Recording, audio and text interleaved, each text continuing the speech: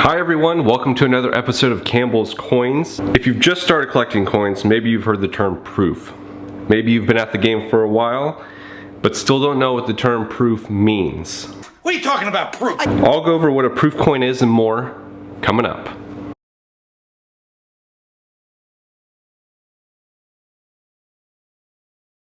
The US Mint has produced proof sets since the 1850s, and these are obviously smaller mintages than their circulated coins and only offered directly through the mint. Private mints produce proof gold and silver coins, and these are generally a little bit more expensive than the BU version of the same coin. BU meaning brilliant uncirculated. The United States started producing proof coins in the 1850s, but very few were minted prior to 1856. Various US mints produced proof coins throughout the years, but for a majority of the US history, proof coins were manufactured in Philadelphia. Production of proof coins occurred from 1856 through 1964, when production of proof coins ended. Due to consumer demand, special mint sets were created from 1965 through 1967, but these were not considered proofs. In 1968, proof coin production started up again, but was transferred from Philadelphia to San Francisco. San Francisco remains the producer of clad and silver proof coin sets. The West Point Mint produces proof gold sets and coins, and Philadelphia still produces proof, but only as commemorative silver proof sets and coins. So what is a proof? A proof refers to the finish of the coin. Proof doesn't designate the condition of the coin, but rather how they were produced at the time of minting. The US Mint recognizes a proof coin as a specially made coin distinguished by sharpness of detail, usually with a brilliant mirror-like surface. Now before you, I have three different versions of proof coins. On the left here, we have an original 1958 proof set that was mailed out, as you can see, by the Treasury Department. On the right, we have a proof set created by the Mint in 1984. Now, there are two really big differences between the proof sets created before 1864 and the proof sets created today. But we will get into that later. Here's the proof set created by the US Mint in 1984. As you can see, the fields are extremely brilliant and shiny, and the figure has a cameo type appearance. Proof coins were struck at least twice with special dies. These dies are highly polished and treated to make coin features more defined, detailed, and glossy. By treating the die in a special way, sometimes sandblasted or treated with chemicals on the high points and polishing the fields of the coin. The coins it produced have a different appearance than normal uncirculated coins. Early in the history of the US Mint workers made proof coin dies from dies originally intended for producing business strike coins. The process would begin by submerging the face of the die in a solution of acid. The acid would remove microscopic pieces of metal from the surface of the die. This process gave a frosted effect to the entire surface of the coin die. Mint workers would then polish the die, since the highest points of the die would be in the fields. This polishing would impart a mirror-like finish on the field of the coin, while the devices would have a frosted finish. You can see that here in all 5 coins. The figure is frosted and the fields are very clear. Not only are proofs made using specially treated dies, each coin is struck 2 or more times by the coin die. By striking the coin more than once, the metal is forced into all crevices of the die, thereby giving a very fine detail to the image of the coin. This fine detail does not appear on the standard circulated coin. The die treatment and striking of the coin more than once gives the finished coin a frosted look, otherwise known as frosting, on the raised parts of the design with the mirror-like finish on the background. The difference in the two finishes that you can see on a proof coin is known as a cameo contrast. Mint workers achieved the cameo contrast by polishing the planchets before they were struck to remove any surface imperfections. If I'm listing any terms of a coin that are unknown to you, Please check out my video regarding the different parts of a coin. Proof coins can exhibit a difference in the finish when the devices on the coin have a frosted finish and the fields exhibit a mirrored surface. Graded coins can achieve the attribute cam, meaning cameo appearance, or decam, meaning deep cameo. Most modern proof coins can receive these attributes when graded because of the modern work done to dies. However, just because a coin is proof does not mean it will receive these attributes when graded. Some modern commemorative coin dies were not worked on enough to create this distinct contrast.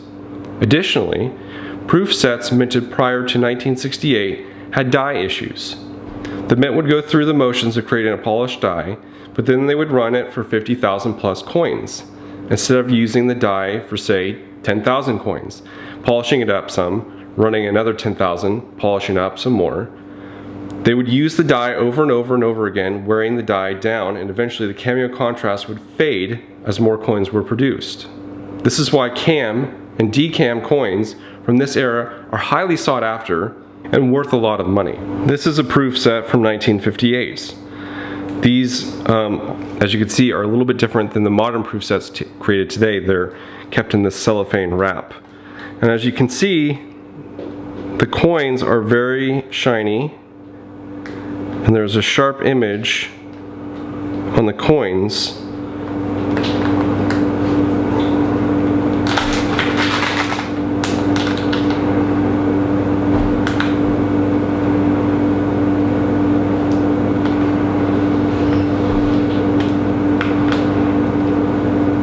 But they lack that cameo contrast that you see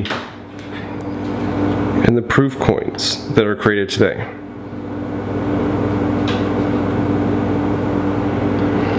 The first coin stamped with the newly polished dies created this cameo contrast, but the more that they ran the dies without maintaining the polish, this cameo contrast faded. Just from this cameo contrast fade, we know the coins which grade as decam and cam were some of the first coins produced in that given year.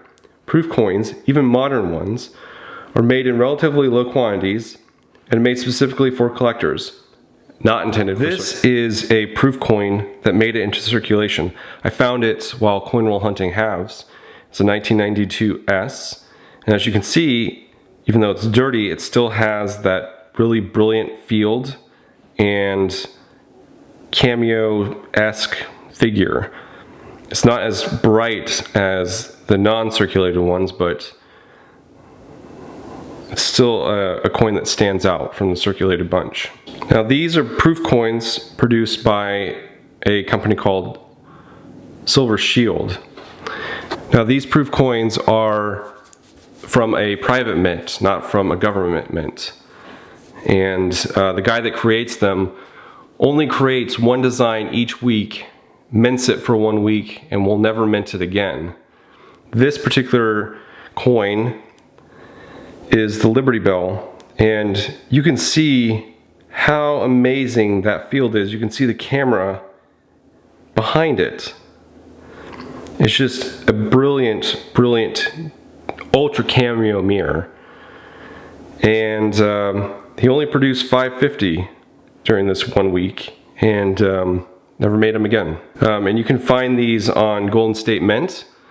They have BU versions and proof versions that they put out each week, and after that they don't offer them again. Now each of his coins comes with a message. This one happens to be, "Liberty is freedom granted by a power. True freedom is from within." Alright, let's go over what is not a proof coin. Proof is not a grade. However, coin collectors and numismatists can and do grade proof coins, and proof coins have a separate grading designation. Instead of MS, standing for mint state, used for business strike coins, proof coins have the designation of PR for grading, and it ranges from PR 60 through PR 70. Some coins minted for circulation, like Morgan dollars, can be graded as PL, or proof-like, or DMPL, deep mirror proof-like. But these are not proofs, and grading does not make them proofs. On some older coins, a cameo contrast is quite rare. No coins minted for circulation are proof.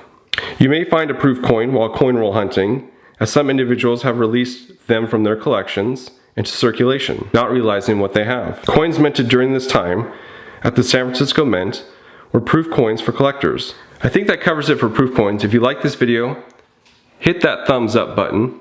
It helps me a lot. Hit that bell, and if you aren't subscribed already, please do. If you didn't like this video, go ahead and subscribe anyways. Thank you for watching Campbell's Coins, and that is my 2 cents. So I wanted to go over with you the Silver Shield products, just only because I think they're just fantastic. The quality that's put into the coin, or the round I should say, but each proof is sent with a Silver Shield box like this, and each coin comes with its own Silver Shield mini mintage certificate of authenticity. In this instance, this is a 2019 NQTEL, and it's number 372 out of 1100. So this guy only minted 1100 of these. He won't be making them again. But look at how amazing that coin is. And if I don't know if the camera will get close enough, but there's little things on each tentacle. You have Google, Oracle, CIA.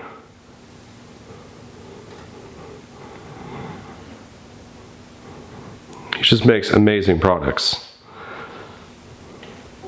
Then you can find a lot of these on eBay.